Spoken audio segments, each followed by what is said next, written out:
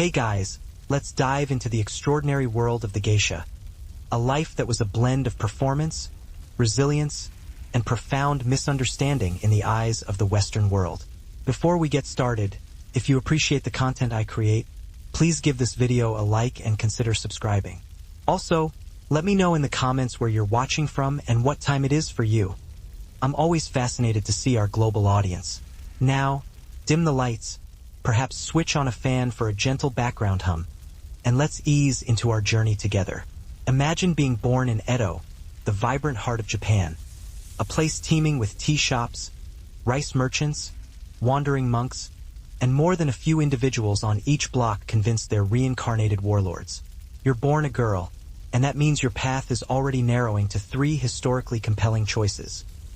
Marry someone uninspiring, become a nun and live a life of quiet regret, or enter an okiya, a geisha house, and spend the next 2 decades pouring tea for tipsy aristocrats while feigning empowerment. You're 6 years old. You still find bugs fascinating, completely unaware that your parents have already charted your course. You're going to become a geisha. Not today, though. Today, you're paraded through the streets in your finest kimono, which is unbearably itchy and far too tight. But very soon, your carefree existence of snacks and naps will be replaced by a demanding education in the art of emotional suppression. The okiya resembles a library that married a temple and raised a child who grew up to be emotionally unavailable. The woman who answers the door is the okiya-san, the geisha house mother.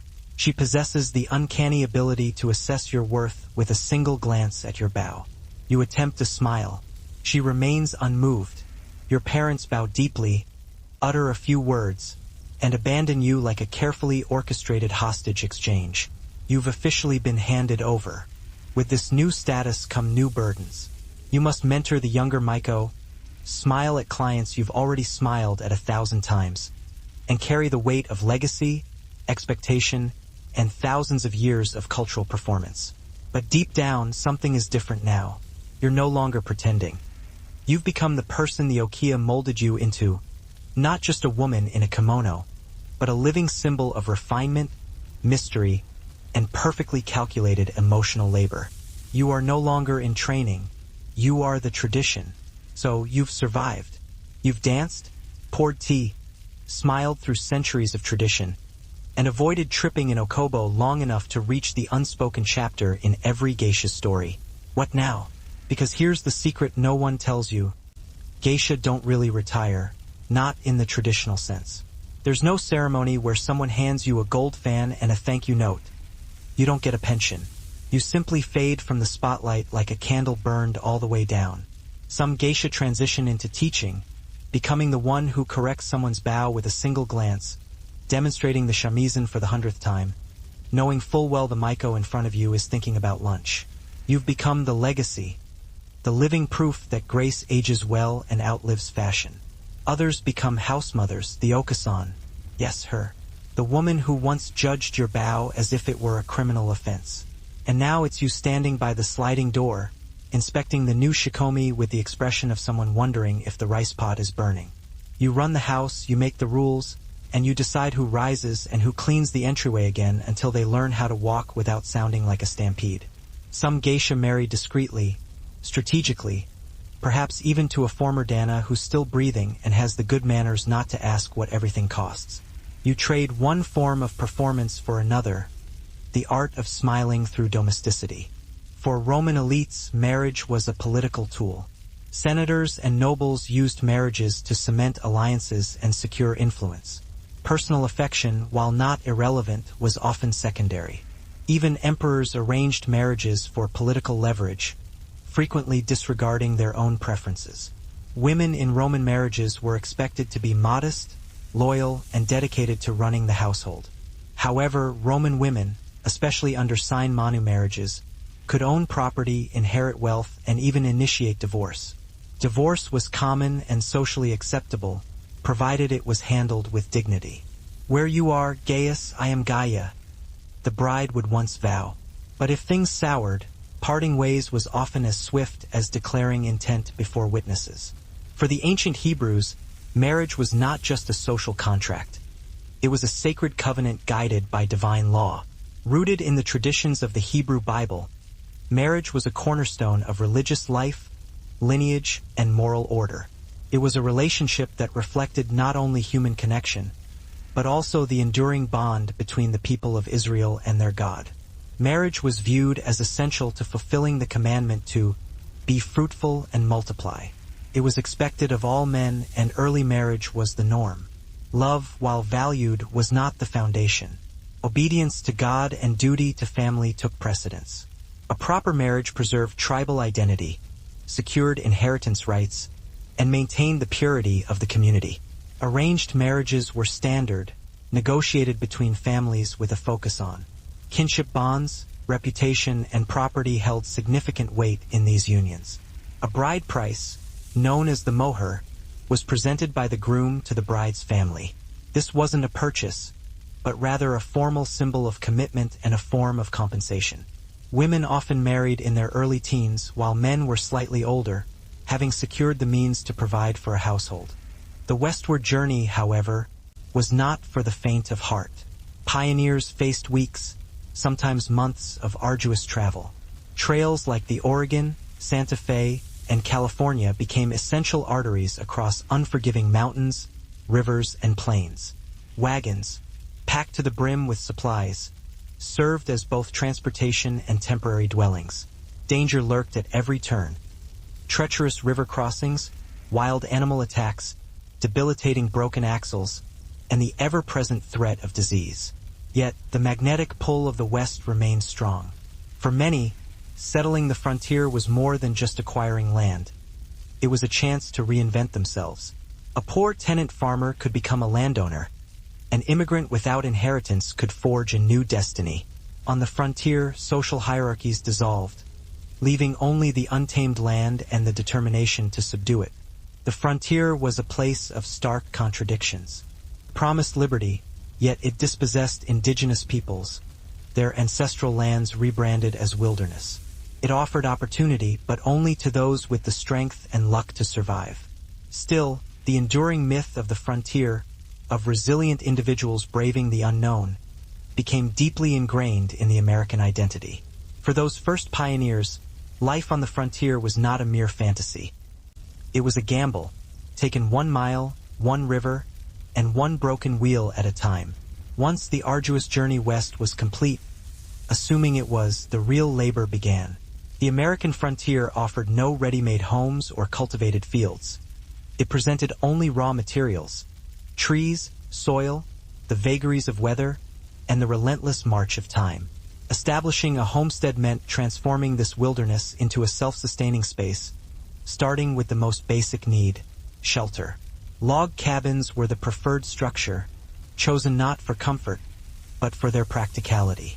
Trees were plentiful and tools were scarce. You're not being adopted. You are now property. But don't worry, you'll learn to curtsy through the trauma. You're now a shikomi, a fancy term for a child who scrubs things.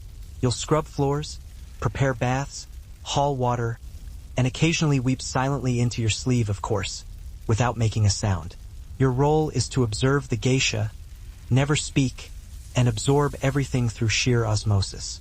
You sleep in the hallway, eat last, and now owe the house money for the rice you clumsily spilled. The geisha themselves glide past you like ethereal beings. Their hair is impeccably styled, their footsteps are silent, and their gaze silently warns, don't even think about breathing too loudly. You're merely a walking sponge in wooden sandals, but you're observing, you're learning, and if your knees can endure, perhaps one day you too will glide through a room without being ordered to fetch towels. Your days begin before sunrise and end when your back finally gives out. You sweep tatama floors, stoke charcoal fires, wash kimono fabric that costs more than your soul, and fetch things. Always fetching. Slippers, water, tea, more water, the good sandals, the other good sandals.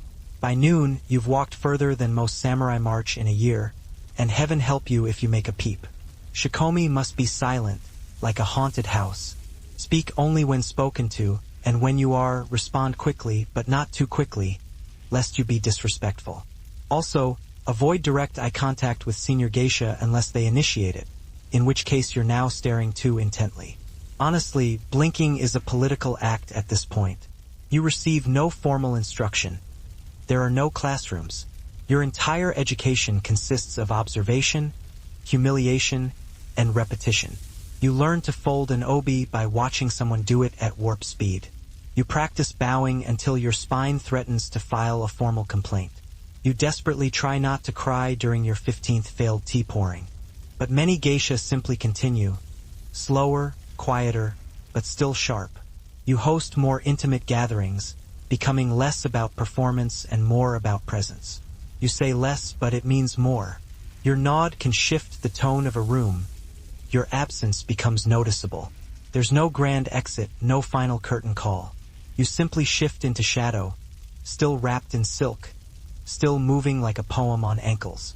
And even when your public appearances grow rare, your name persists, passed on by younger geisha who still practice the gestures you perfected long ago.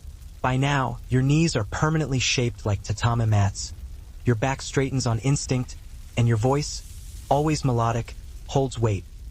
Not because it's loud, but because it rarely needs to be. You are no longer just a geisha, you are memory made visible. You won't find your name carved in stone or printed in textbooks. You won't trend. There's no viral clip of you pouring tea with surgical elegance or reciting waka poetry between shamisen chords. But your legacy isn't the kind that needs volume. It lives in the next girl, kneeling too long on aching legs, trying not to smudge her lip paint as she perfects a half-smile that hides exhaustion and radiates charm. It lives in the way the fan opens, crisp, precise, and silent, a gesture older than most empires. It lives in the quiet spaces between words at a party, where your presence still shifts the atmosphere. Even if no one remembers your debut date or the name of the client who bought your first seasonal comb. Your job was never to be loud. It was to be unforgettable in ways most people wouldn't know how to explain. To captivate, not seduce, to suggest, not declare, to turn a dinner into a ceremony and a glance into a statement. And through it all, you survived. You survived the training, the weight of tradition, the shoes that tried to kill you. Ceremonies were intimate affairs, frequently held in the bride's home, followed by a celebratory feast. These rituals emphasized joy, continuity, and blessings, incorporating wine, song, and the recitation of sacred texts. A written kuba, or marriage contract, detailed the husband's obligations to provide sustenance, clothing, and conjugal rights. Crucially, it also safeguarded the wife's financial interests in the event of divorce or widowhood. Although Hebrew society was largely patriarchal, women held an esteemed position within the family structure. The woman of valor, as depicted in Proverbs, was celebrated for her wisdom, industriousness, and the respect she commanded. While polygamy existed, especially among early patriarchs such as Abraham and Jacob, monogamy became increasingly prevalent, particularly after the Babylonian exile. Divorce was permitted, though discouraged. A man could issue a writ of divorce under specific circumstances. However, this process necessitated religious approval and was subject to legal constraints, ensuring the woman's protection against vulnerability or dishonor. Among the ancient Celts, marriage was a profoundly communal and symbolic act, interwoven with the rhythms of nature, tribal allegiances, and ancestral laws. It was less a fixed institution and more a dynamic, adaptable bond shaped by personal choices, social obligations, and seasonal rituals. Unlike the rigid legal frameworks of Rome or the cosmic dictates of India, Celtic marriage customs varied significantly across tribes and regions, from Ireland to Gaul and the Scottish Highlands. Yet, certain common threads persisted: partnership, fertility, and honor.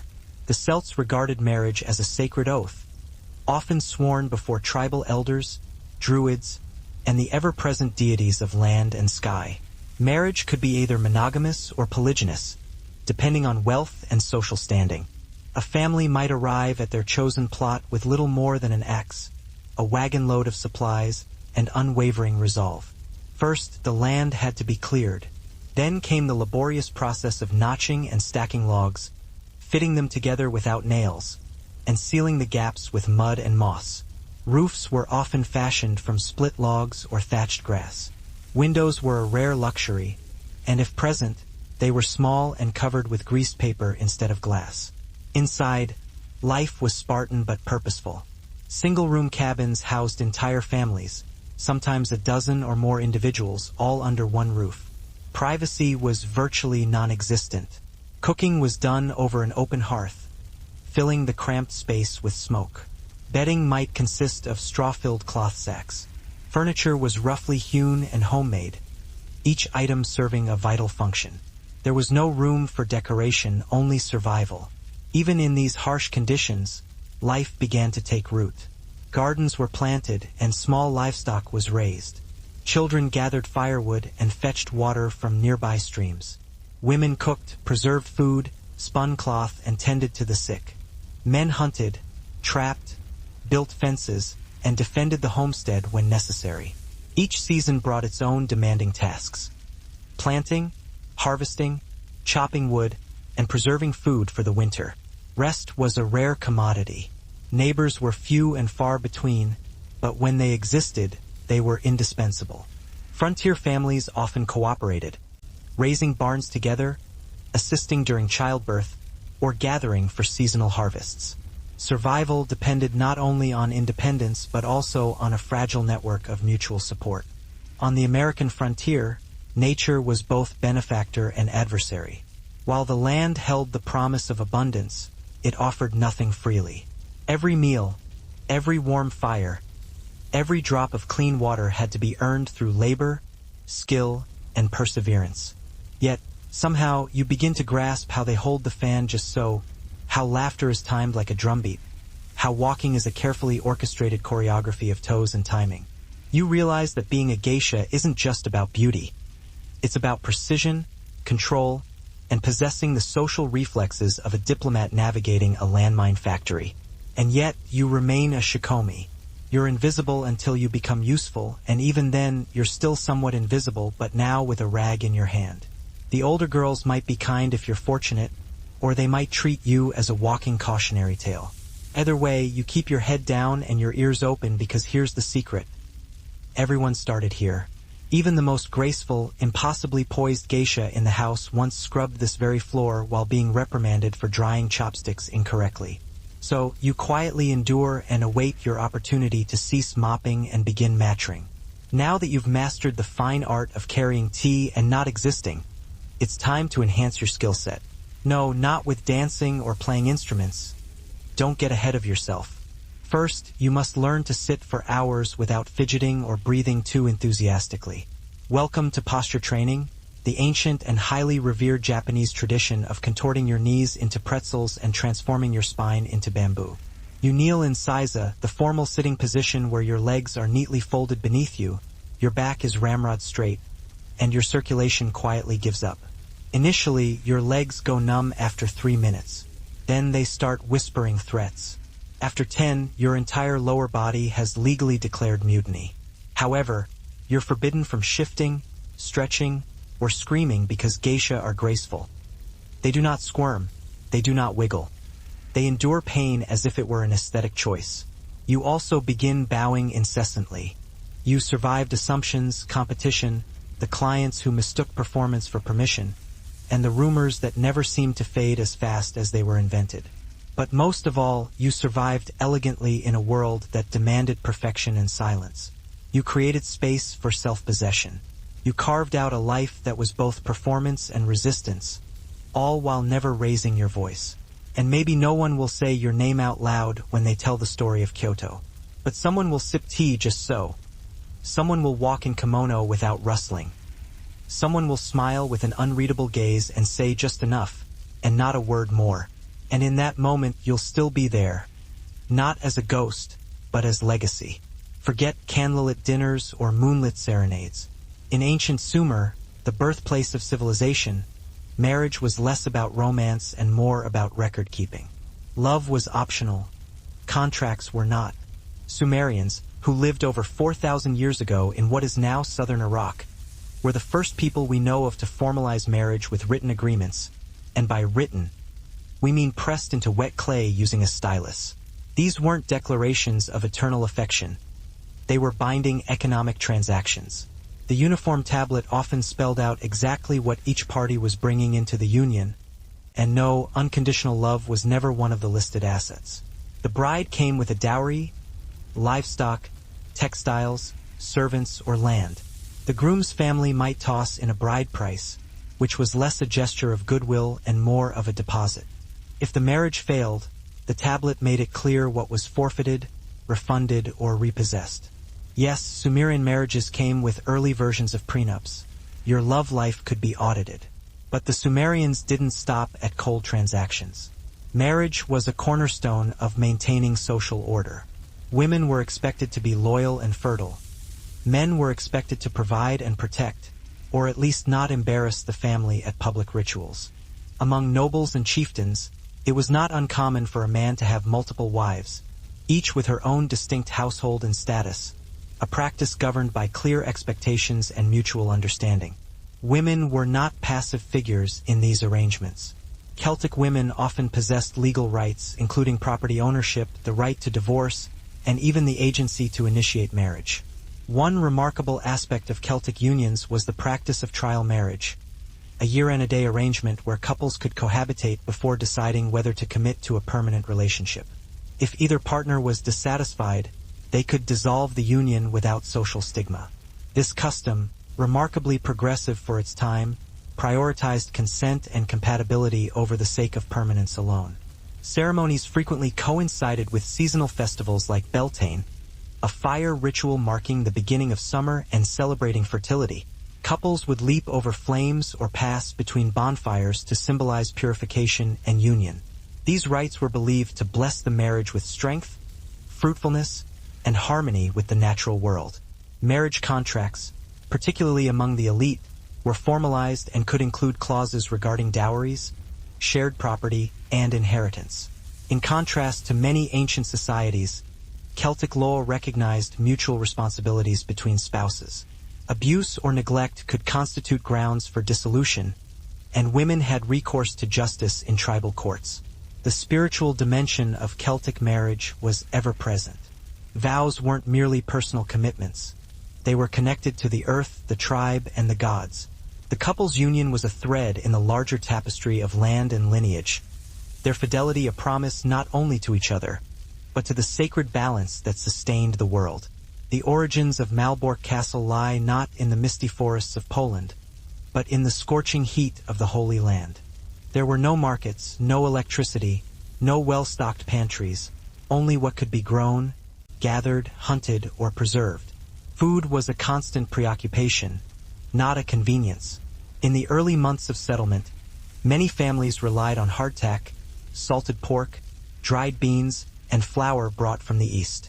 However, these supplies dwindled quickly, making self-sufficiency the long-term goal. Gardens were planted as soon as the ground thawed, with corn, beans, squash, and potatoes as staples. Herbs were grown for both culinary and medicinal purposes. Nothing was wasted. A single failed harvest could mean hunger or worse. Meat came from the wilderness. Men and older boys hunted deer, rabbits, wild turkeys, and occasionally larger game like bison. Traps were set for smaller animals. Fishing in nearby creeks provided crucial protein, especially during the warmer months. Every kill was a victory, every successful forage a small triumph over uncertainty. However, nature's gifts came with inherent dangers. Bears, wolves, and mountain lions roamed the land, and starvation was a constant threat during bad seasons. Preserving food for winter was a skill that determined the difference between comfort and calamity. Smokehouses, root cellars, and drying racks were used to keep meat, vegetables, and fruits edible through the cold months. Women boiled jars of jam, cured pork with salt, and pickled anything that would fit in a barrel. Firewood was stacked high by autumn, ensuring the hearth, the center of warmth, cooking, and life itself, would not go cold. Weather was unpredictable and often merciless. Torrential rains could flood crops, blizzards could isolate families for weeks, and droughts could turn gardens to dust. Lightning strikes could set cabins ablaze, and tornadoes could flatten them. Illness spread rapidly when water froze or spoiled. There were no safety nets, only preparation, luck, and resilience. There are numerous ways to bow, each with subtle nuances. A greeting bow, a gratitude bow, an apology bow, a please don't punish me for existing bow. You learn to lower your head to precisely the correct angle, maintain it for precisely the required number of seconds, and rise with a smoothness typically reserved for rice paper unfurling in a gentle breeze. Of course, you'll make mistakes. Everyone does. You'll bow too quickly or too shallowly, or, horror of horrors, touch the floor with the tips of your fingers at precisely the wrong angle. Someone will gently scold you with the understated intensity of a disappointed ghost. You also study how to sit during tea ceremonies. Your knees must remain folded even when your soul yearns to escape your body. You must move as if underwater. Slow, fluid, deliberate. If you sneeze, congratulations. You've just dishonored your ancestors. But somewhere between the cramping and the internal screaming, something shifts. You begin to hold your head higher, your movements become quieter, more deliberate. You become less child, more shadow. This is where you start to understand that geisha training isn't about theatrics. It's about control over your voice, your body, and how the world perceives you. You're learning to vanish beautifully. After years of floor scrubbing, knee torture, and cultivating the posture of a demure statue, you finally hear the words you've been longing for. You're ready to become a maiko. It's akin to being informed that you've been promoted from ghost to ornamental human being. Congratulations, you are now a maiko, an apprentice geisha, which ironically means the real suffering is just beginning. First stop, the hair. Your head will now be transformed into a living sculpture. Professional hairstylists arrive armed with lacquer, wax, pins, and a disturbingly calm demeanor. Infidelity, especially by the wife, could be punished harshly, including death by drowning. Divorce was allowed, but only if you could prove just cause. We grew apart wouldn't cut it. Weddings themselves were modest affairs, no Instagram-worthy decor or white veils. The couple would move in together and perform rituals, possibly invoking deities like Inanna or Enlil. But the real marriage began when the community recognized the union and the contract was filed like an ancient tax return. The Sumerians viewed marriage less as a personal journey and more as a civil duty. Your union was a cog in the machinery of inheritance, agriculture, and divine order. Your spouse, a partner in social strategy, a teammate in a world where surviving floods and feeding goats took precedence over candlelit poetry. In ancient Egypt, marriage wasn't just sanctioned by society. It was mirrored in the heavens. The gods themselves were married, Isis and Osiris, Nut and Geb. Even chaos had a soulmate. Egyptians believed that divine pairs maintained cosmic balance, and human marriages were expected to do the same. That's a lot of pressure for a couple trying to keep the household cats from eating the sacred grain. Marriage was seen as the ideal social state. A man was expected to marry young, ideally before he could do too much damage as a bachelor. Women married in their early teens, and while love may not have been the focus, companionship and affection were valued. Egyptian love poetry was surprisingly tender. One poem reads, "My heart flutters hastily when I think of you." Another says, "She has stolen my heart with her hair." Not exactly Tinder bios, but it's something. Legal documents were often involved, especially among the upper class. Like the Sumerians, the Egyptians used contracts with clear stipulations about property, dowries, and divorce terms. But unlike Sumer, Egyptian women had notable legal rights.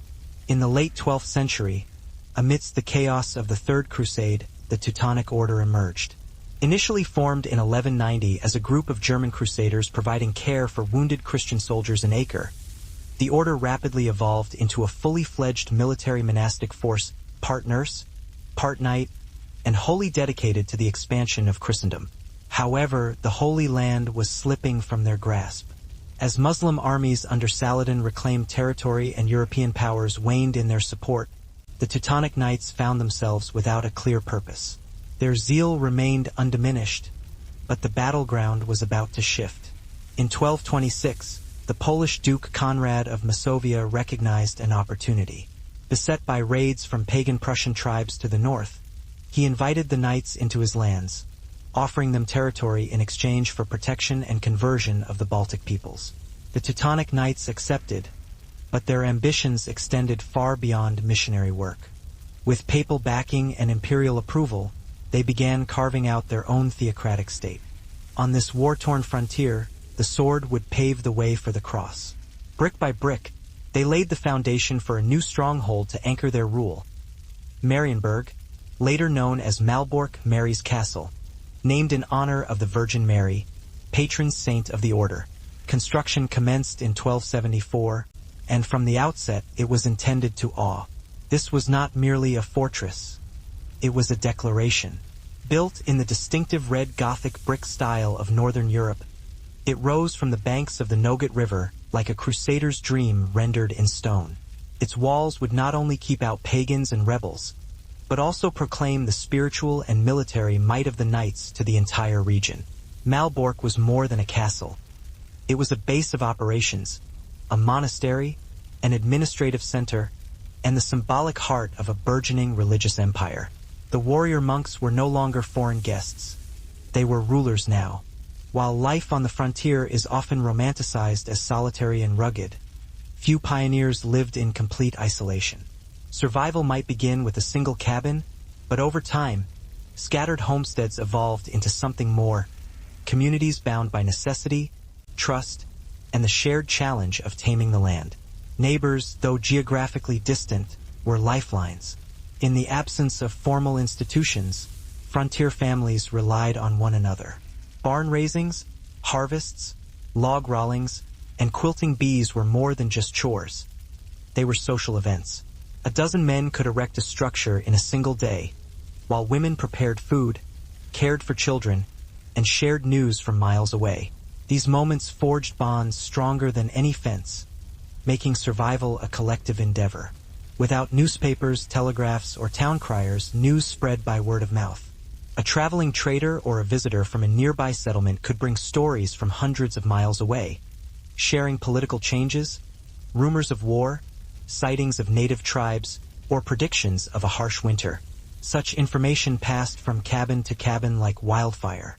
When a family received a letter, it was often read aloud multiple times to friends and neighbors, providing a shared glimpse into the world beyond. Religion played a unifying role. Itinerant preachers, often called circuit riders, traveled long routes, delivering sermons in cabins, barns, or open fields. Families would walk for hours to attend a Sunday service, turning it into a day-long event of prayer, song, and fellowship. Faith provided comfort and a moral compass in a world where formal law was still in its infancy. Education was scarce but valued. When enough children lived nearby, families might pool their resources to build a one-room schoolhouse. A young woman or older child might serve as the teacher using a Bible, a slate, and whatever few books were available. They twist your hair into the iconic Nihongami style, a towering, complex arrangement that takes hours to create and can be ruined by approximately one poorly timed sneeze. And you can no longer sleep lying down. No, you must use a takamakura, a wooden neck pillow designed to keep your head elevated, ensuring that your precious hair doesn't touch anything, especially common sense. Sleeping in this manner is a test of willpower and neck strength. You get used to it, sort of. Eventually, maybe. Now comes the outfit. Your new kimono is an embroidered beast, gorgeous, heavy, and designed by someone who clearly despised shoulders. The sleeves are long enough to sweep a small garden. The obi sash is tied in an elaborate knot that sits halfway up your back and weighs about as much as a toddler. Getting dressed each day requires assistance, often from 2 or 3 other individuals who have memorized the ancient art of wrapping fabric around a human body until it's 75% kimono and 25% regret. Then there are the kanzashi, your hair ornaments. These are beautiful, seasonal, and sharp enough to qualify as light weaponry. You wear them like a crown, but they also broadcast your rank and stage of training. One misplaced hairpin, and everyone in the room knows you've committed a fashion crime punishable by shame. As a maiko, your job is to observe, imitate, and occasionally serve tea while dressed like a sentient cherry blossom. You're not permitted to speak too freely, laugh too loudly, or, heaven forbid, ask questions. You are art, not commentary. But despite the discomfort, the aching scalp, and the inability to sneeze near flames, you feel something else. You're no longer invisible. People notice you, and not just because your outfit is visible from orbit. There's no definitive aha moment where you awaken and think, yes, I am now a proper apprentice geisha. It's more of a gradual ceremonial promotion wrapped in silk, incense, and low-grade stress. They could own property, initiate divorce, and sue their husbands for neglect. Queen or not, an Egyptian woman could drag her husband to court if he failed to provide bread, beer, or, crucially, oil. Incestuous marriage was another curiosity, especially among royals. Pharaohs routinely married their sisters, and no, it wasn't because of a limited dating pool. The reason? To emulate the gods. Just as Isis married her brother Osiris, a royal union between siblings was believed to preserve divine bloodlines. Sacred genes along with a side of genetic risk. Wedding ceremonies themselves weren't elaborate. There was no priestly blessing or public spectacle. A couple was considered married once they moved in together and cohabited. That's it. No doves, no cake, and certainly no throwing of bouquets. The gods didn't need fanfare to approve. Children were the central goal of marriage. Not love, not partnership, not personal fulfillment, just heirs. The more, the better. If your wife couldn't conceive, you might take a concubine or marry a second woman. Love optional, lineage essential. In most ancient cultures, marriage was a family affair. In Sparta, it was a military operation. If Sumerian marriage was a business deal and Egyptian marriage a divine mimicry, then Spartan marriage was a survival tactic wrapped in state propaganda and six-pack abs. Here's how it worked. Spartan boys were taken from their families at age 7 and tossed into the agoge. The brutal training system designed to produce elite warriors who could kill with a spoon and eat raw roots without flinching. Girls, meanwhile, were trained too in wrestling, javelin throwing, and sarcastic one-liners. The idea wasn't just strength for strength's sake. It was about producing healthy offspring. A weak child was a liability. A strong child was a future Spartan. So marriage wasn't about candlelight or meeting the one. It was state-mandated breeding. And this castle, still in its infancy, would one day become the largest fortress in the world by land area and a bastion of medieval power that continues to inspire. By the late 13th century, Malbork Castle was transitioning from a strategic foothold into a monumental expression of power, faith, and architectural ambition. Rising from the flatlands of the Vistula Delta, it stood defiant and unmistakable, a fortress constructed not of stone, but of brick, the bold material of the north. In an era when most castles were built of limestone and granite, Malbork's red Gothic walls radiated both innovation and intimidation. The Teutonic Knights sought not merely a stronghold, but a sacred fortress where war and worship could coexist. The layout reflected this duality. The complex was constructed in 3 sections: the High Castle, the Middle Castle, and the Lower Castle, each walled and fortified, each serving distinct purposes. The High Castle, the spiritual core, housed the chapel, the chapter house, and the monks' quarters. This was where the knights lived, prayed, and planned. The architecture was deliberately designed with religious symbolism in mind. Narrow windows admitted filtered light, casting long shadows across cold stone floors. Vaulted ceilings soared like cathedral arches. Defensive features served as spiritual metaphors. Height signified proximity to God. Darkness and light symbolized divine truth, standing against the chaos outside the walls. Malbork was not only intended to withstand siege, it was meant to inspire awe. The Holy Virgin Church, nestled within the High Castle, featured stained glass, intricate tile work, and a statue of the Virgin Mary that towered over the outer walls. Every turret, passageway, and tower was meticulously planned. Nothing was wasted, nothing left to chance. Even the latrines cleverly drained into the Nogat River, a stark reminder that the knights brought order and cleanliness to a land they considered wild and unconverted. Community events like spelling bees and holiday gatherings offered moments of joy and a sense of normalcy amid the hardships. Life on the frontier was not only a struggle against nature. It was also a collision of peoples, cultures, and competing claims to the land. As settlers moved westward, they entered territories long inhabited by Native American tribes.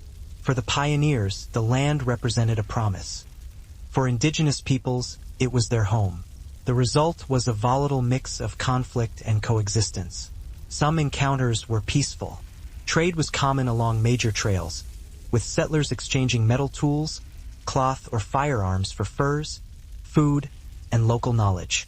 Native guides sometimes helped families navigate unfamiliar terrain or warned them of impending storms.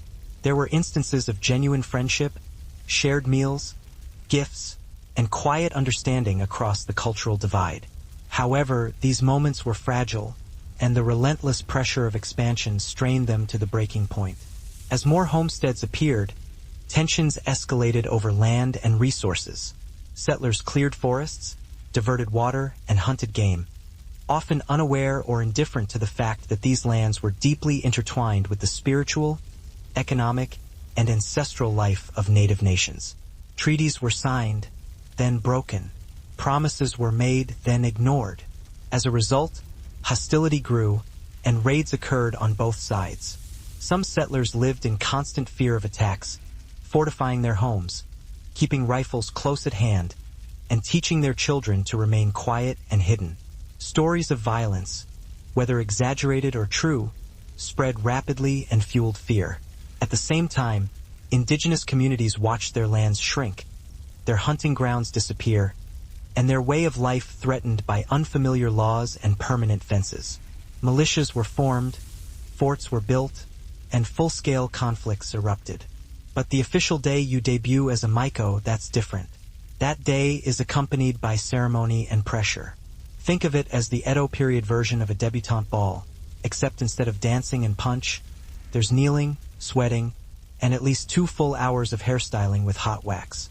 You've trained for years, bowed more times than a religious statue, and memorized the complicated method of pouring tea without appearing to pour tea.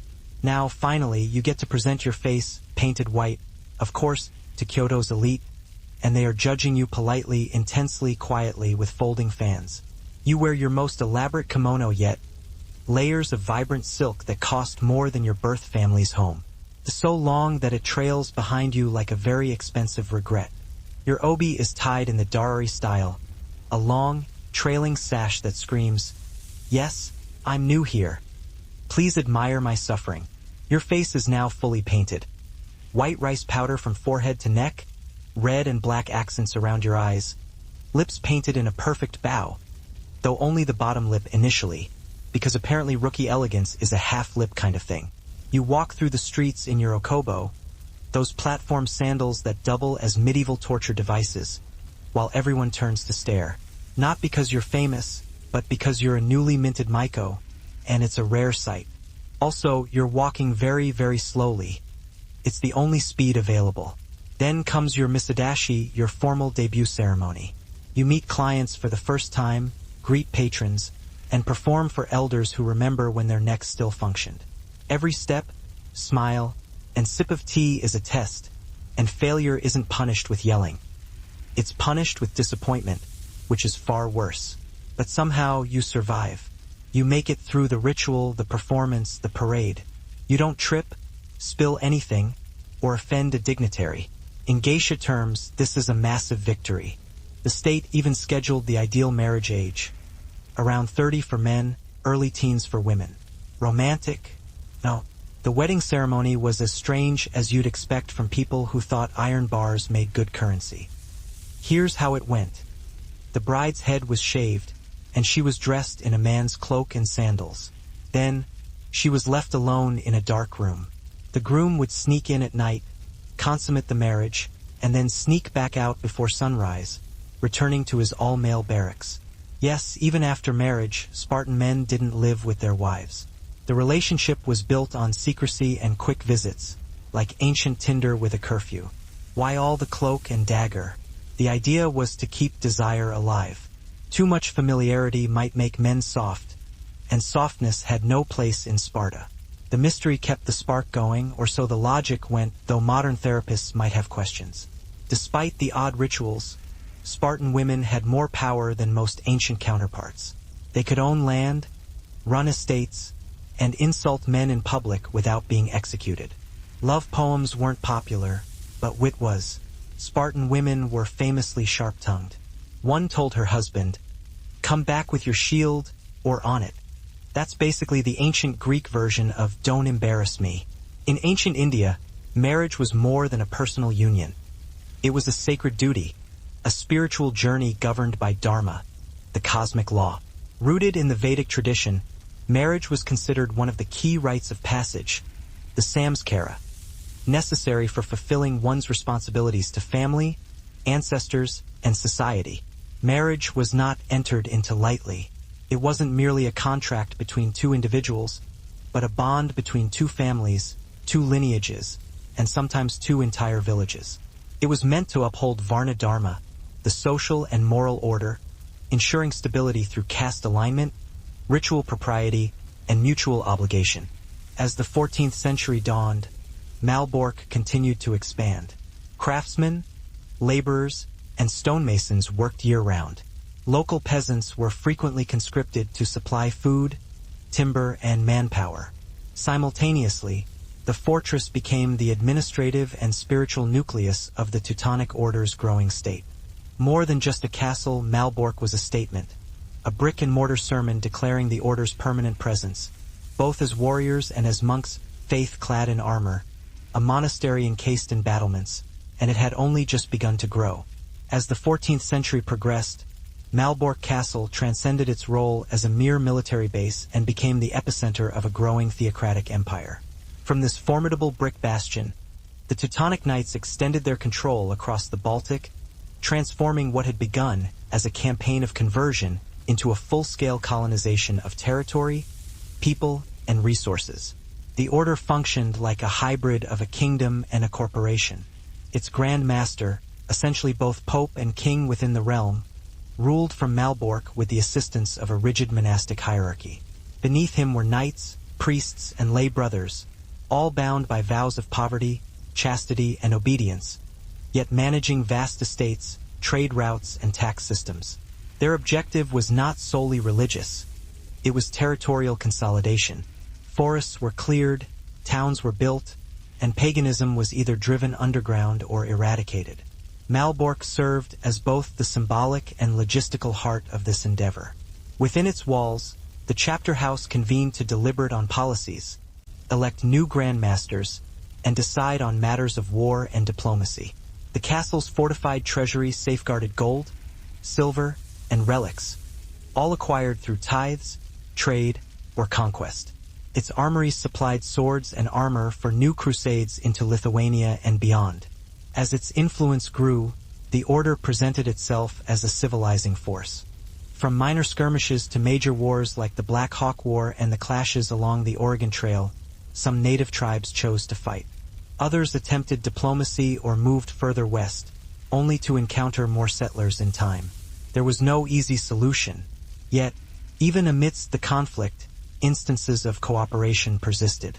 Some Native Americans worked alongside settlers, married into their families, or converted to Christianity. Some settlers adopted indigenous farming methods, herbal remedies, or winter survival techniques. The frontier was a place of blurred lines, not always war, not always peace.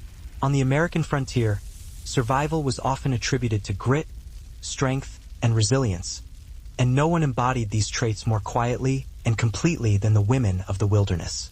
While frontier tales often spotlight men blazing trails or fending off wild animals, it was the labor, intelligence, and endurance of women that truly held frontier life together. Day after grueling day, women played multiple roles, often simultaneously. They were mothers, doctors, teachers, farmers, hunters, and protectors, expected to work from sunrise until well after sunset. A pioneer wife might begin her day by kindling the fire, milking the cow, and preparing breakfast. From there, she churned butter, mended clothing, tended to children, gathered herbs, and maintained the garden. In emergencies, she delivered babies, dressed wounds, and sat beside the dying, all without formal training and often without any assistance. However, women were not confined to the domestic sphere. Many worked the fields alongside their husbands, chopped wood, or helped build cabins. Some hunted small game, while others drove wagons during the westward journey, managing oxen and navigating rugged terrain when men were injured or absent. When widowed, a not uncommon occurrence, they took on entire homesteads alone, raising children and crops with little more than sheer determination. And just like that, you're officially a Maiko half-child, half-porcelain icon, full-time performance piece. Being a Maiko comes with many responsibilities. Pouring tea, dancing, pretending not to hear creepy innuendos. But none of them compare to your most sacred daily ritual, the face. Your makeup routine is now a full-scale military operation. Step 1. Slather your face, neck, and chest in a thick coat of white rice powder, which smells like chalk, feels like glue, and somehow finds its way into your soul. It dries faster than your will to live and sets like plaster. Once it's on, you are no longer human. You are a canvas. Step 2. Eyebrows. Yours are gone, concealed under powder. New ones are drawn on with charcoal, thin, dark, and serious, as if they harbor a secret. Step 3. Eyes. You trace your lids with a mixture of red and black pigment, carefully applied with a brush so fine it could paint on rice grains. One twitch and you've gone from elegant apprentice to haunted raccoon. And then the lips. As a junior Maiko, you're only permitted to paint the bottom lip. Why? Tradition and something vaguely related to modesty and not becoming too self-important. You paint it red, carefully shaped like a tiny bow. It's considered beautiful, and it also makes eating look like a complicated art installation. Mistakes are not tolerated. Smudge your lip? Start over. Uneven eyeliner? Unacceptable. Eyeliner doesn't even exist yet. You're using powdered minerals mixed with spit and despair. Once you're finished, you gaze into the mirror and see something both ancient and terrifying. A doll, a glowing white, fragile, beautiful doll with the core strength of a dancer and the daily calorie intake of a squirrel.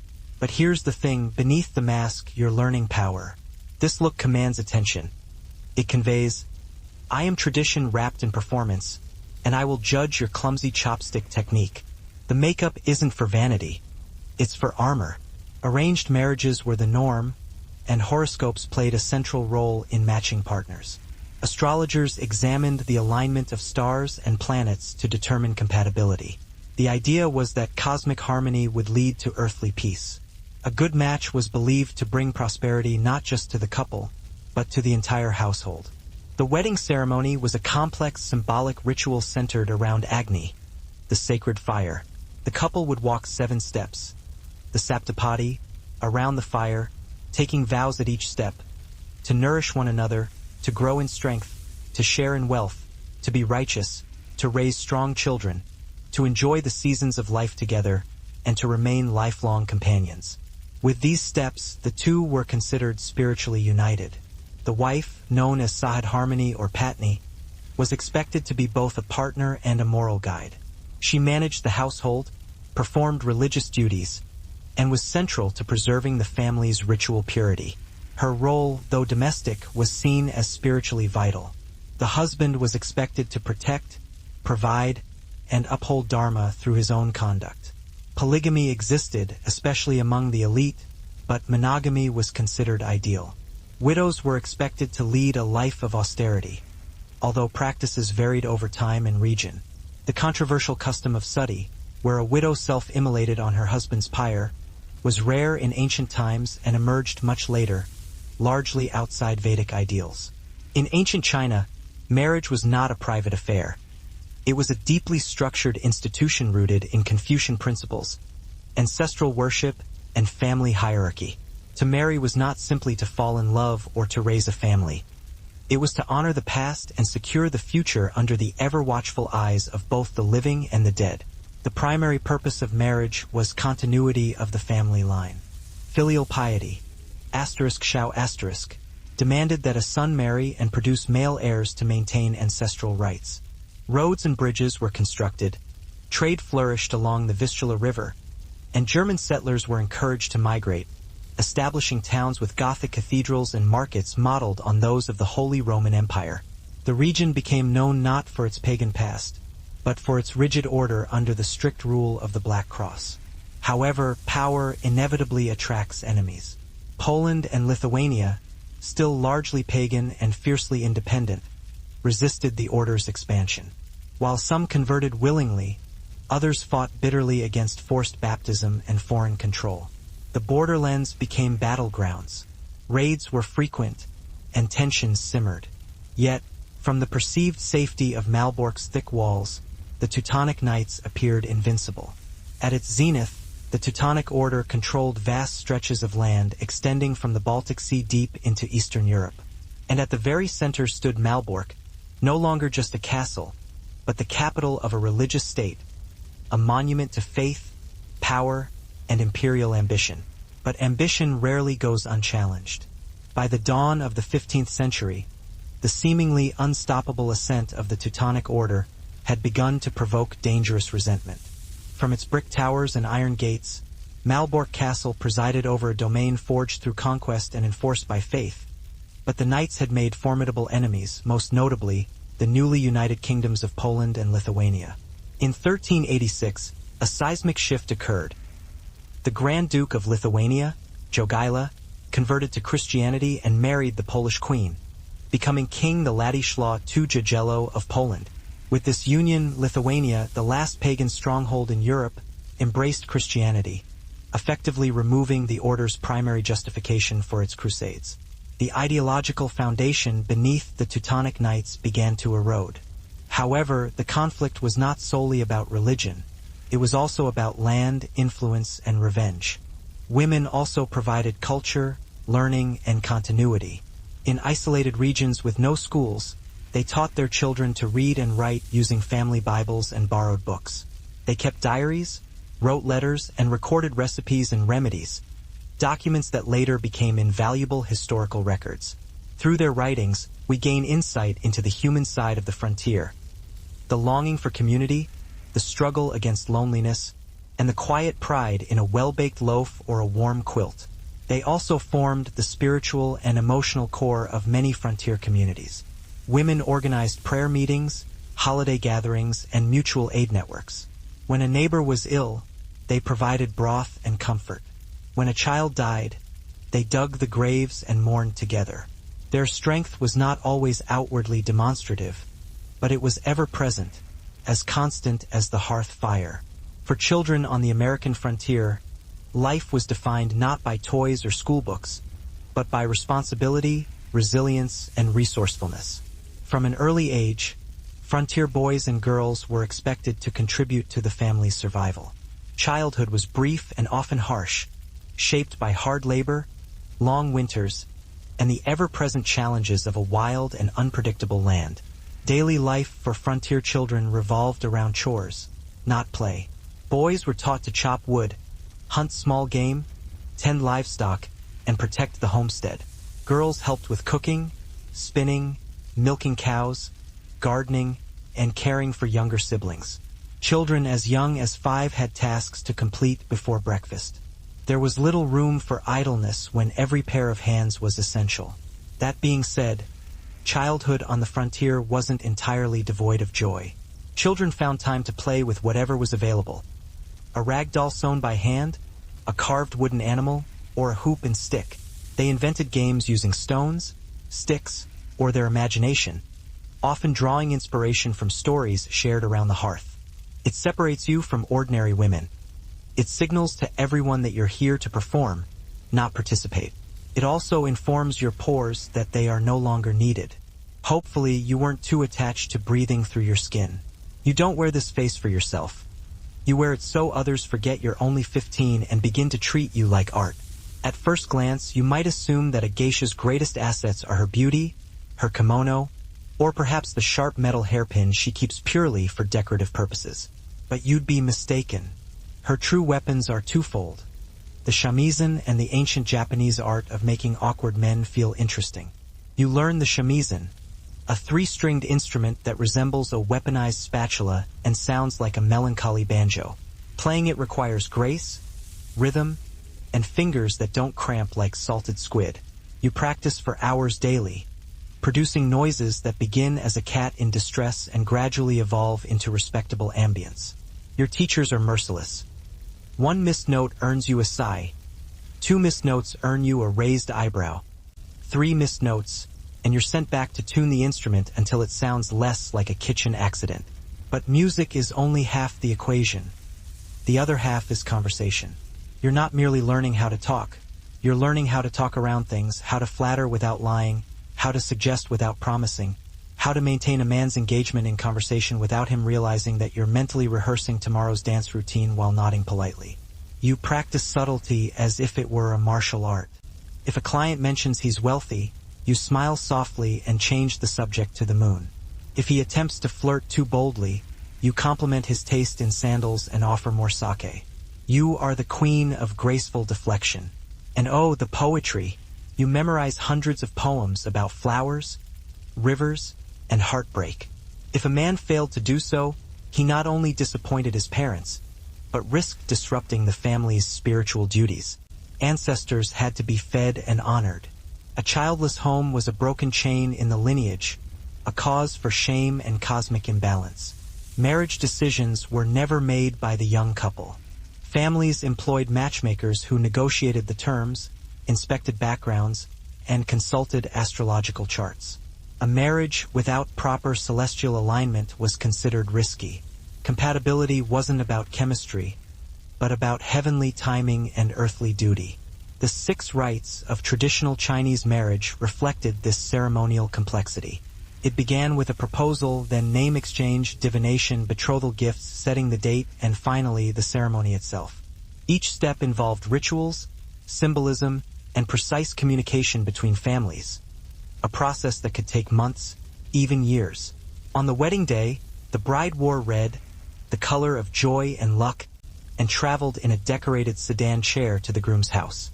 She was veiled, silent, and ceremonially passive.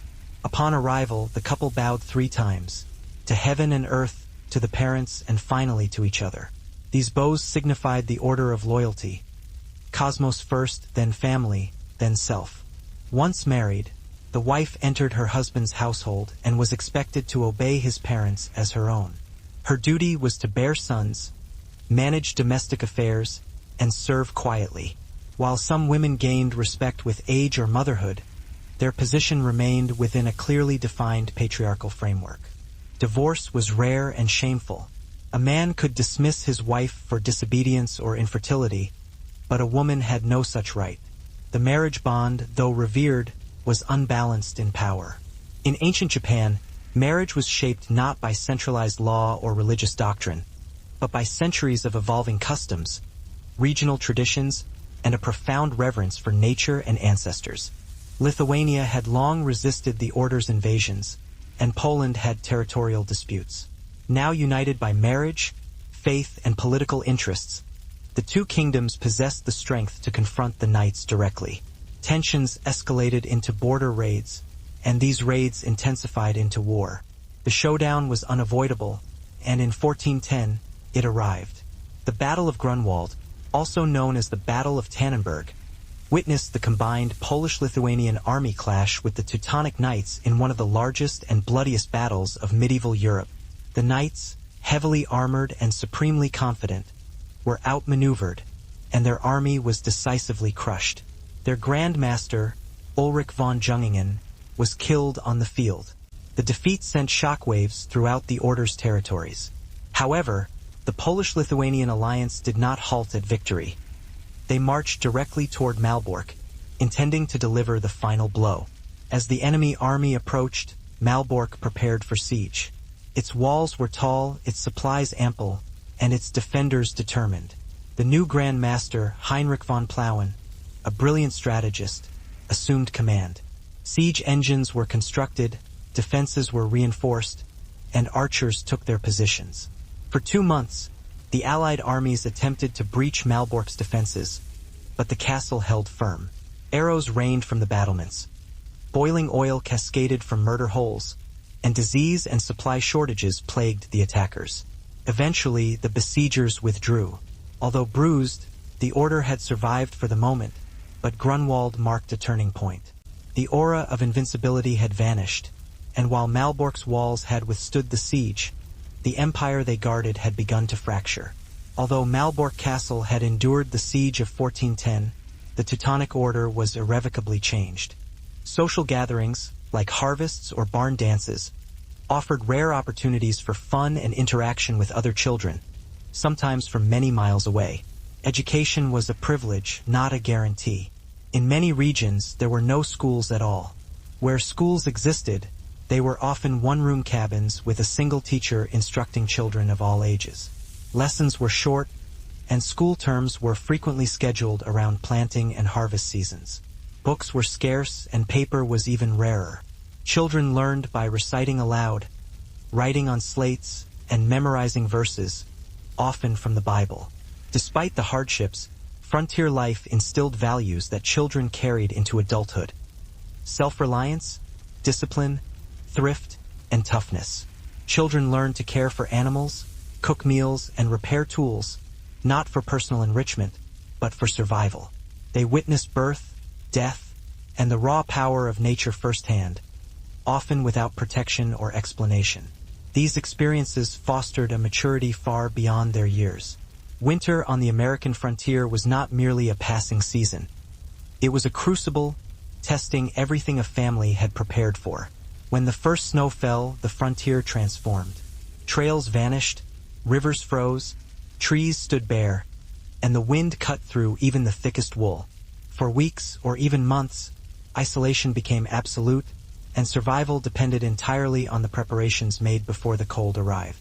Cabins were reinforced with cracks in the walls stuffed with moss, clay, or cloth. Firewood was stacked high, cord upon cord of it, because once the snow arrived, venturing out for more could mean frostbite or worse. The hearth became the very heart of the home. Its fire burned day and night, warming the cabin, cooking the food, and offering a fragile sense of normalcy amidst the frigid surroundings. Food preservation was critical. Families who failed to salt enough meat, dry enough vegetables, or store enough grain often went hungry. You can quote Basho while pouring tea and still have enough bandwidth to notice who's had too much to drink, all while keeping your back straight and your voice one octave higher than your internal screaming. By now, you've realized that being a Maiko isn't about entertaining. It's about managing emotions, your own, your clients', the room's. You read moods faster than you read syllables. You know when to laugh, when to pause, and when to pretend you didn't hear something horrifying. This is your new life. Half musician, half therapist, all performance. And the scary part? You're becoming remarkably good at it. Ah yes, the Dana. The word sounds elegant, vaguely mysterious, and just polite enough to conceal its true meaning. A wealthy male patron who supports your career with strings of obligation woven so tightly they could double as a noose. You're introduced to the concept early on. A Dana, they explain, is a respected man who appreciates the arts, funds your training, and assists with the exorbitant costs of kimono, hair ornaments, and general survival. In return, you're expected to keep him company, make him feel important, and ideally refrain from running screaming into the night. It's not romantic. This isn't a Jane Austen novel. This is a business transaction wearing a silk robe. You don't get to choose your Dana. The house does. Your Okayasan weighs reputation, wealth, and social connections like a sommelier discerning the nuances of aged insecurity. You, meanwhile, are instructed to smile and feign fascination with the man before you, who is 40 years your senior and breathes like a tired ox. Now, to be clear, not every Dana expects certain favors. Some are genuine patrons of the arts who simply relish the company of a well-trained, intelligent woman capable of discussing poetry and politics without crying or interrupting. Others are not. The boundaries are nebulous, culturally unspoken, and the pressure is immense. Rooted in Shinto beliefs, the indigenous spirituality of Japan, marriage was less about formal contracts and more about purity, harmony, and social cohesion. Shintoism teaches that kami, divine spirits, inhabit all things: rivers, trees, mountains, and even people. A harmonious marriage, therefore, was seen as aligning oneself with the natural order. Purity and ritual cleanliness were essential in every major rite of passage, and marriage was no exception.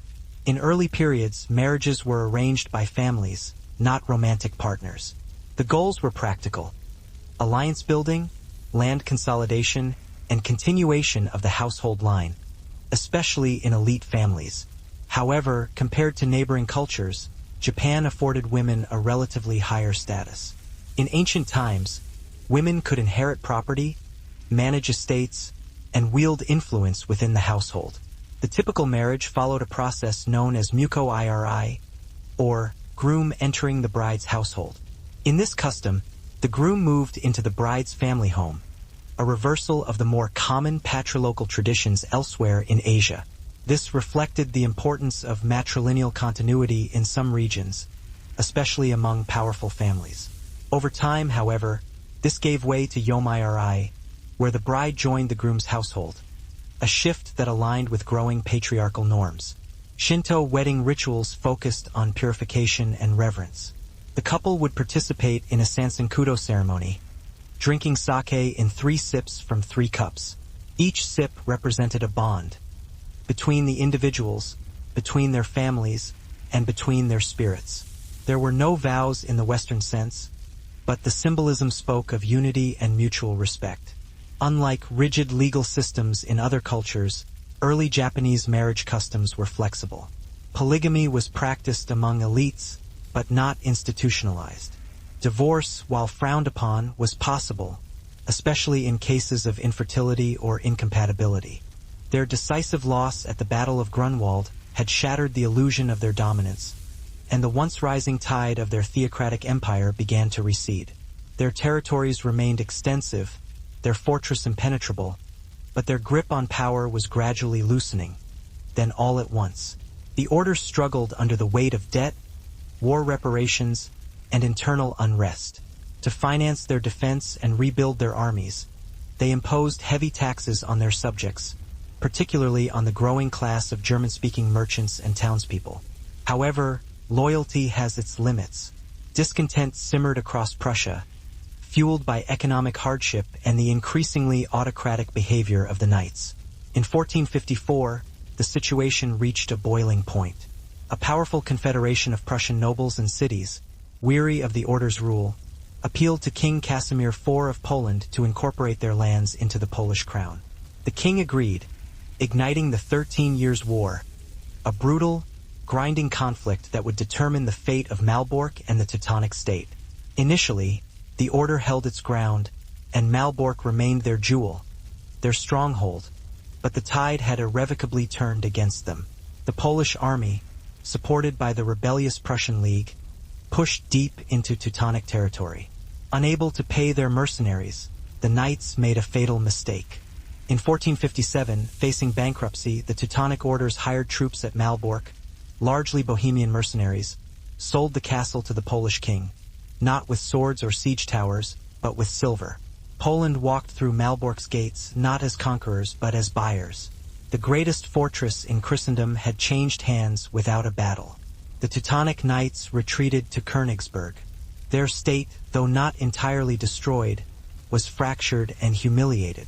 Malbork, once the nerve center of a militant order, was now a royal residence of the Polish monarchy. From that point forward, it would serve kings, not crusaders.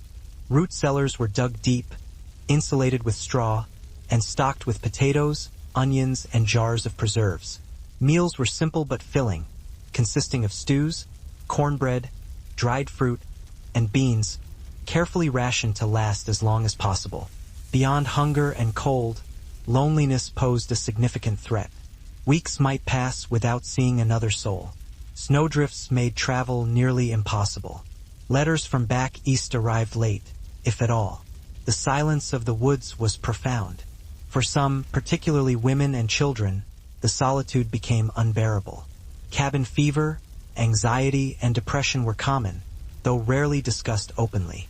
Families passed the time as best they could, through storytelling, Bible reading, mending clothes, carving tools, or patching quilts.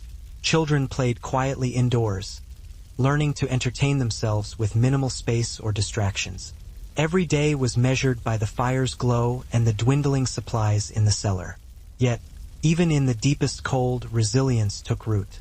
Winter was a season of waiting, waiting for the sun to rise a little earlier, for the snow to melt, for the earth to soften once again beneath weary boots. And when spring finally arrived, with its thawing creeks and returning birds, frontier families emerged from their cabins, thinner, perhaps, but alive. By the late 19th century, the American frontier had begun to disappear. Railroads crisscrossed the plains, towns sprang up where once there was only forest, and the once vast wilderness was divided by fences and deeds. But the legacy of the frontier, its culture, values, and myths, endured long after the last wagon will creaked westward. The U.S. Census of 1890 famously declared the frontier closed, signifying that the land had been settled, mapped, and claimed. Homesteads transformed into farms, cabins became towns, and territories evolved into states. What had once been the dangerous and unpredictable edge of civilization was now part of the nation's core. You owe your house. You owe your future. You owe your knees, which are currently throbbing beneath another 10 pounds of fabric. And so, you master the art of emotional balancing. You keep things light, friendly, respectful. You become adept at making men feel adored while keeping your soul safely sealed behind a smile. If emotional labor were taxable, you'd bankrupt the shogunate. Sometimes it works out. A dana might sponsor you for years, shielding you from financial ruin and providing just enough distance to keep things bearable. Other times, you cultivate the lifelong ability to disassociate in real time while nodding at a story about grain taxes for the 15th time. Either way, the system isn't about love. It's about leverage. And the only way to survive it is to learn how to tilt the balance back in your favor, all while wearing 3 layers of brocade and pretending the room isn't on fire. One day, someone hands you a pair of shoes that resemble miniature wooden buildings and says, "Put these on." They're called okobo, towering platform sandals made of solid wood with no right to exist. Designed not for comfort but for ceremony, elegance, and possibly revenge. These sandals are worn exclusively by Maiko, which means that if you're wearing them, you're now expected to float, not walk, across the streets of Kyoto without wobbling, tripping, or bursting into tears. The okobo make you taller, statelier, less human. You no longer walk like a person. You glide like a shrine procession. The objective is to move with such grace that no one notices you're actually fighting for your life with every step. They offer no cushioning, naturally. This is Edo, Japan. Your feet throb, your calves scream, and your balance becomes a full-time occupation. God help you if it's raining. Slippery okobo on stone streets transform every trip to a tea house into an Olympic-level obstacle course. The sound they make, or a sharp clop-clop, is deliberate. However, public harmony and family honor were always prioritized. The act of separating had to be handled with discretion. In ancient Rome, marriage was not simply a personal milestone. It was a civic institution intertwined with law, class, and public duty. Romans treated marriage as a reflection of the social order, where alliances were forged, property was transferred, and lineage was preserved under the watchful gaze of the state and the paterfamilias, the male head of the household. Marriage in Rome was categorized into different legal forms. The most traditional was kimono, where the wife left her family and came under the legal authority, or manus, of her husband or his father. She was no longer legally part of her natal family and became akin to a daughter in her husband's household. Her property became his. This form, however, gradually faded in favor of sign manu, in which the wife remained under the authority of her father and retained greater legal independence. This shift reflected evolving attitudes and the increasing economic power of elite Roman women. Marriage ceremonies were marked by ritual and symbolism. The bride wore a flame-colored veil called the flammeum, and her hair was parted into 6 locks with a spear, a nod to tradition and the martial roots of Roman culture. The joining of hands, *dextrum iunctio*, symbolized the union, and offerings were made to household gods, especially Juno, the goddess of marriage. A formal procession led the bride to her new home, where she was welcomed with fire and water, emblems of purity and life. For Roman elites, marriage was a political tool. Senators and nobles used marriages to cement alliances and secure influence. Personal affection, while not irrelevant, was often secondary. Even emperors arranged marriages for political leverage, frequently disregarding their own preferences. Women in Roman marriages were expected to be modest, loyal, and dedicated to running the household. The fall of Malbork signaled the collapse of the Order's imperial ambitions. Their fortress had withstood catapults, sieges, and swordplay, but in the end, it succumbed to economics and betrayal. The age of the warrior monks was over, and the brick walls that once echoed with prayers and battle plans now whispered of decline. With the demise of the Teutonic Knights in 1457, Malbork Castle embarked on a new chapter in its history. It was no longer the domain of Crusader monks, but now a jewel in the crown of the Polish monarchy. King Casimir IV Jagiellon, who acquired the fortress through purchase rather than conquest, recognized Malbork not only as a military asset, but also as a potent symbol of Polish ascendancy over Teutonic decline. Malbork became one of the royal residences of the Polish kings, particularly valued for its size, strategic location, and grandeur. Although it had been built for defense and monastic discipline, its architecture lent itself surprisingly well to courtly life. The once austere halls of the knights were softened with tapestries and banners. Grand receptions and diplomatic gatherings replaced chapter meetings and war councils. The castle was integrated into the Royal Prussian territories, which were semi-autonomous but loyal to the Polish crown. This positioned Malbork at the heart of a multicultural and economically vibrant region. The castle's administrative functions shifted accordingly. Its armories gave way to treasuries, and its watchtowers monitored trade routes rather than warpaths. Under Polish rule, Malbork underwent selective renovations. New wings were added, and defensive features were updated to reflect the changing nature of warfare, particularly the rising threat of gunpowder. Cannon platforms and bastions were integrated into the older Gothic structures, blending medieval design with Renaissance pragmatism. Yet, for all its prestige, Malbork's role as a royal residence was seasonal and ceremonial.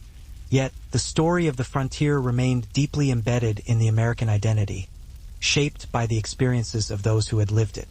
The people who settled the frontier left behind more than just log cabins and split-rail fences. They bequeathed a national character founded on self-reliance, perseverance, and innovation. The belief that one could create a life with their own two hands became a central tenet of the American dream.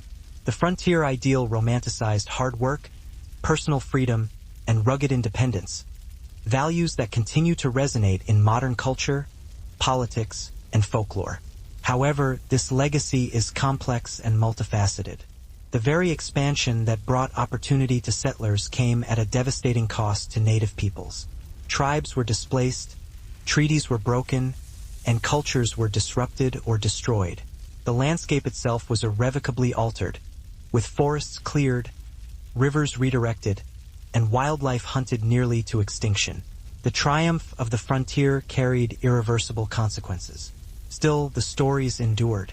Frontier diaries, oral histories, and family legends kept the spirit of those early years alive. Pioneers were transformed into icons. Men like Daniel Boone and Davy Crockett, women like Laura Ingalls Wilder, each representing courage and resilience. Their lives were immortalized in books, songs, and later, in films. While the reality was often harsher than the legend, the myth held powerful meaning. Today, remnants of the frontier still stand. Weathered cabins, wagon ruts, and gravestones carved by hand. Museums and historic sites preserve the artifacts, but the truest legacy lies in the enduring sense of possibility that the frontier inspired. The belief that anyone, regardless of their origin, could start anew, overcome hardship, and leave their mark on the world. When a Maiko walks down the street, people know it. That rhythmic clicking is your new soundtrack, beautiful, traditional, and also alerting everyone within a 5-block radius to your location. Subtlety is overrated. Eventually, your legs adapt, somewhat. You develop muscles in your ankles that you didn't know existed. You learn to fall with dignity. You perfect the art of turning corners slowly, gracefully, and with precisely the correct amount of theatrical foot placement. And just when you think you've mastered it, someone adds a 12-pound obi to your waist and sends you to a client dinner with 3 flights of stairs.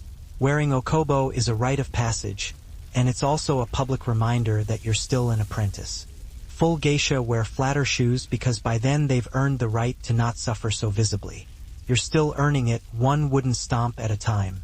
Let's clarify something. A A geisha is an entertainer. You perform, you dance, you sing, you pour sake with an elegance and flirtation so subtle it could be mistaken for the weather. You are a walking work of art whose power resides in restraint. You say just enough, you reveal just enough, and you exist in the hallowed space between admiration and distance. A courtesan, oiran, is a high-class companion trained in the art of pleasure.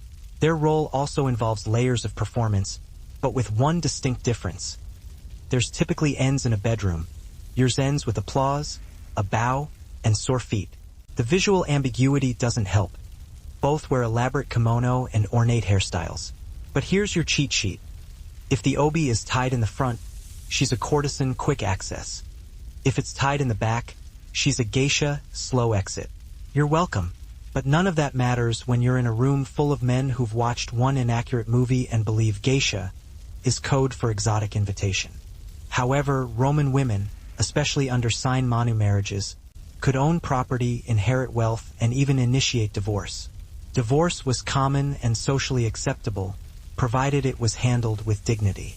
Where you are, Gaius, I am Gaia, the bride would once vow. But if things soured, parting ways was often as swift as declaring intent before witnesses.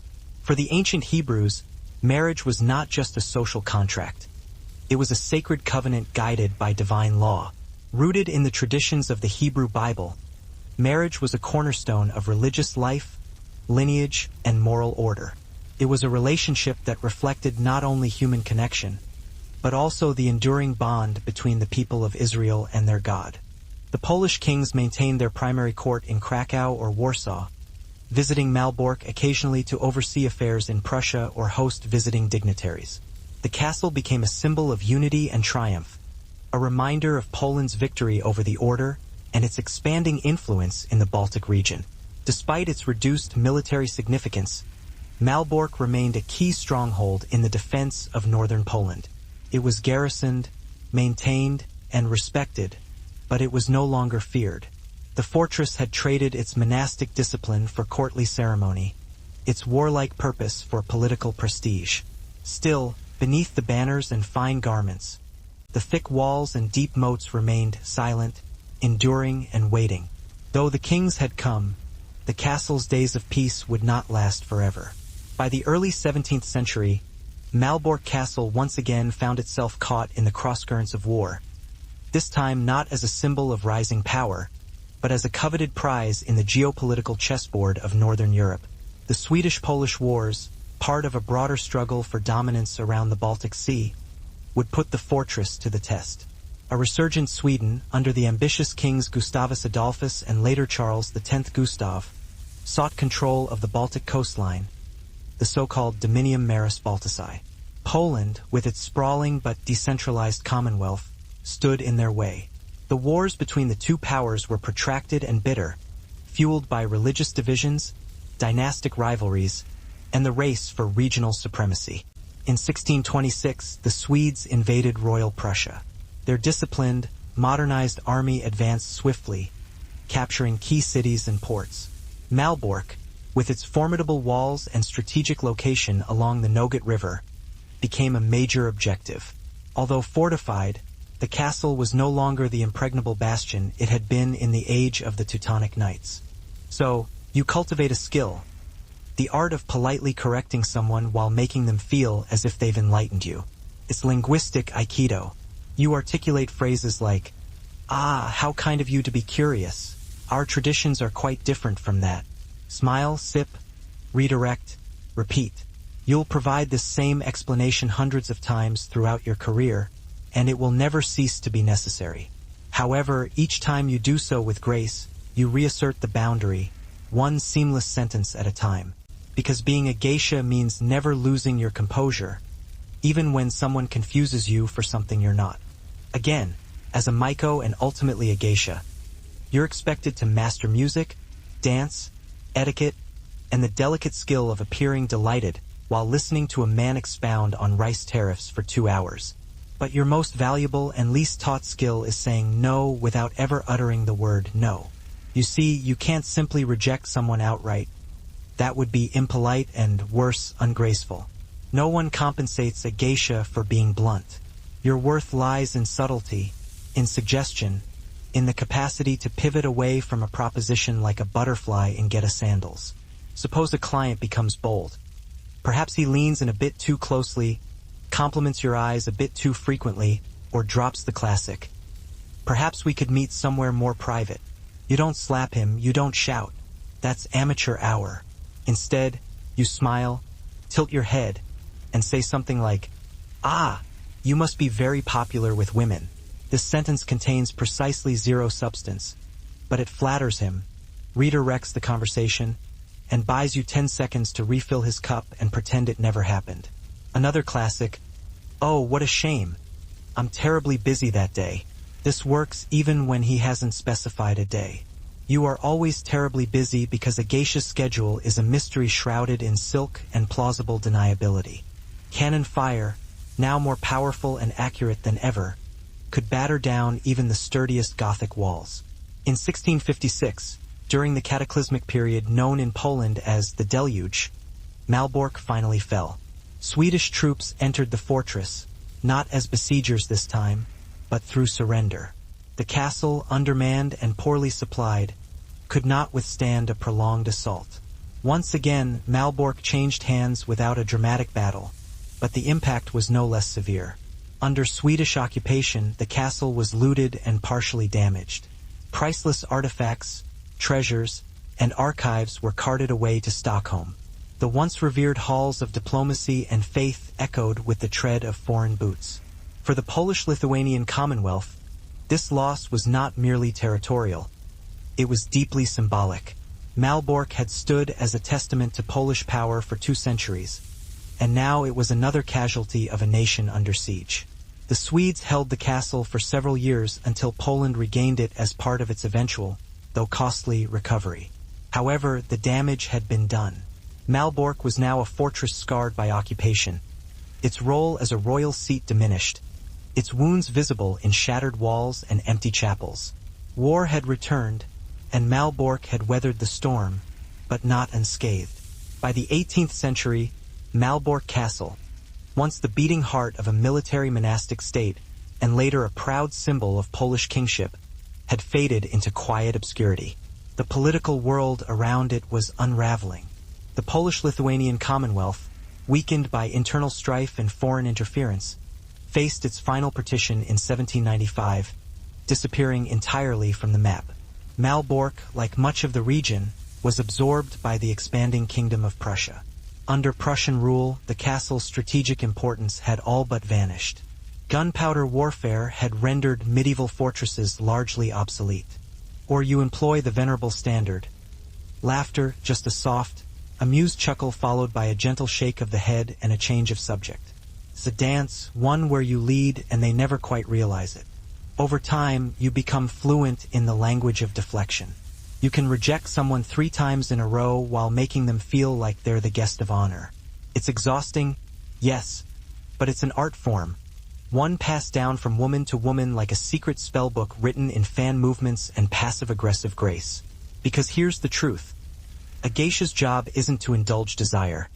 It's to manage it, to channel it, to make the room feel magical while keeping both hands firmly on the wheel. And if all else fails, smile, bow and say, "Such an interesting thought." That usually does the trick. The okia may present an image of serenity. Paper walls, soft lighting, and the gentle strum of a shamisen filling the air. But appearances can be deceiving. It's a battlefield, though not one of clashing swords or raised voices. Geisha warfare is subtler, sharper, akin to a slow assassination carried out with compliments. Each geisha house is a meticulously maintained ecosystem, concealing a secret jungle of hierarchy, rivalry, and petty acts of vengeance cloaked in silk. You're surrounded by intelligent, competitive women, trained to smile even amidst open conflict. Did someone borrow your obi without asking? How considerate. Did another Maiko arrive at dinner wearing the same seasonal hairpin? What a coincidence. Was your shamisen solo suddenly reassigned to someone else at the last minute? Just a misunderstanding, one that somehow always benefits the more popular girl. You learn quickly that not all smiles are kind, not all compliments are genuine, and you should never, under any circumstances, leave your cosmetics unattended. There's a code, of course. Screaming and slapping are for the untrained. Malbork was no longer a royal seat, no longer a symbol of conquest. It was a massive, aging structure that was too expensive to maintain and too impractical to modernize. The Prussian authorities found new, mundane uses for its vast halls and echoing chambers. The chapel, where Teutonic knights had once prayed, became a warehouse. The refectories were transformed into barracks. Even parts of the ornate interiors were gutted to make room for storage and military supplies. Some structures were dismantled entirely, with bricks repurposed for other buildings in the area. The castle was treated less as a historic monument and more as a convenient source of usable materials. Locals and soldiers alike began to forget its past. Centuries of religious, political, and military legacy were buried beneath dust and indifference. Visitors remarked on its decaying towers, its collapsed arches, and its ivy-covered walls. The once proud fortress was now little more than a shell of faded glory, a relic too large to ignore, yet too costly to restore. But even in its decline, Malbork never completely disappeared. Travelers from Germany and beyond occasionally came to marvel at its size, sketch its silhouette, and ponder its forgotten grandeur. Romantic-era artists and thinkers, captivated by medieval ruins and stories of chivalry, began to view the castle not as obsolete, but as timeless, a frozen echo of a more heroic age.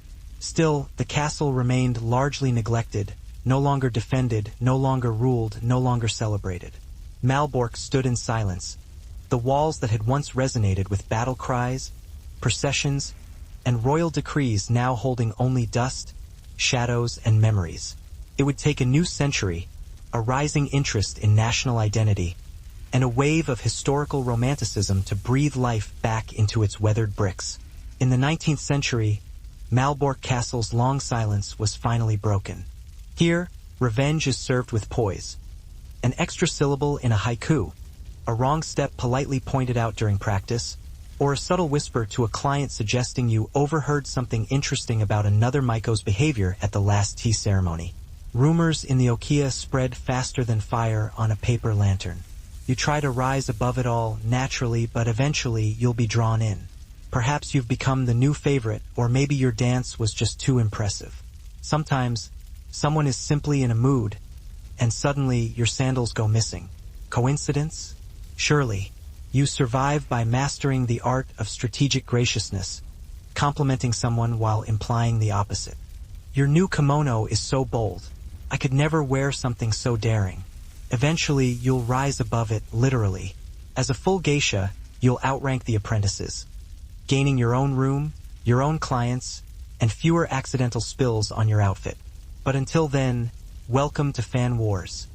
Silent, ruthless battles fought with grace, impeccable timing, and the occasional well-placed eyebrow raise. Armor isn't necessary here. You need a mirror, a keen memory, and the ability to say thank you as if it were a warning. After years of kneeling, bowing, smiling, and resisting the urge to scream into your obi, the day arrives. You're no longer a Maiko, you are now a geisha. The transformation is subtle, no grand parade, no congratulatory fireworks. You simply wake up one day and realize that instead of being the girl in training, you've become the standard everyone else is striving toward. And strangely, your knees still ache. Your wardrobe evolves. Gone are the vividly colored, high-sleeved Maiko kimonos that made you resemble a walking flower arrangement. Your new look is more subdued, more elegant, as if you've finally earned the right to dress like someone with opinions.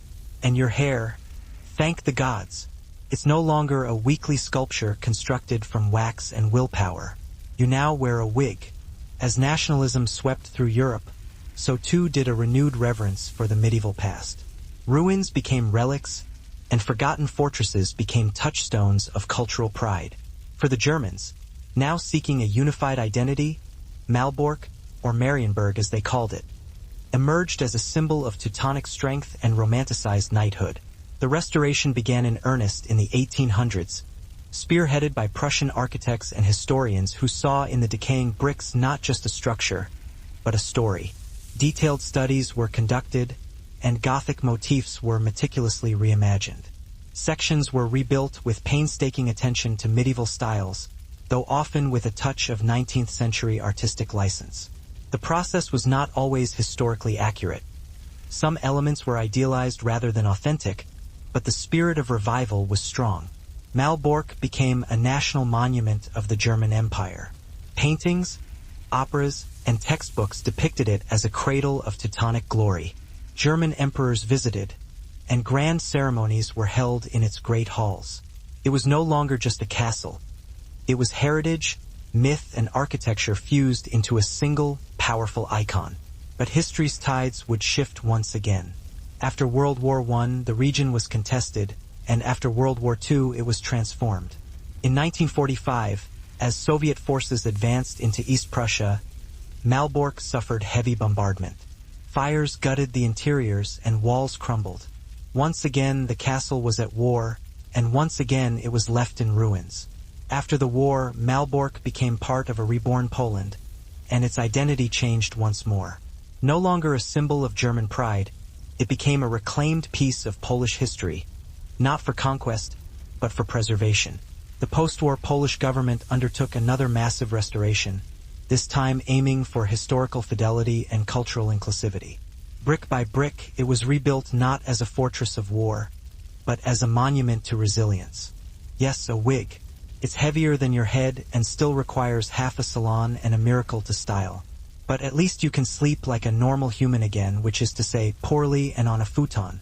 The biggest shift is that you now perform alone. You no longer follow, you lead. You're expected to host, entertain, and charm without assistance. Your shamisen solos are longer, your conversations wittier. You must be calm, poised, and, above all, in control. Clients no longer see you as cute.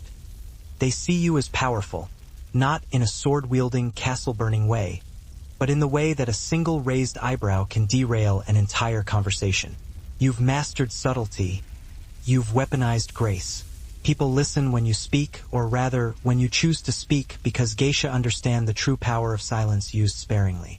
Today, Malbork Castle stands as the largest brick fortress in the world, a UNESCO World Heritage Site, and a testament to nearly 8 centuries of European history. Tourists wander its courtyards, and historians study its layers. Its walls, once stained by siege and politics, now echo with the voices of schoolchildren and the quiet awe of visitors.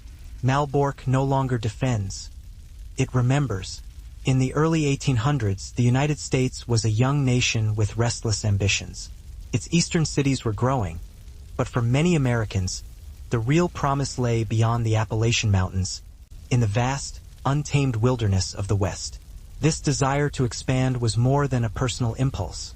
It was intertwined with a national philosophy known as manifest destiny, the belief that Americans were divinely ordained to expand from the Atlantic to the Pacific, fueled westward expansion, sweeping aside any obstacles, human or otherwise. What began as a trickle of courageous homesteaders soon became a flood. Families by the thousands poured into the frontier, traveling by wagon, horseback, and on foot, driven by the allure of inexpensive land, new opportunities, and a chance to escape debt, poverty, or the confines of crowded city life. Enticing land grants, homesteading laws, and encouraging newspaper articles painted a picture of fertile soil, freedom, and land ownership, all ripe for the taking by those bold enough to venture west.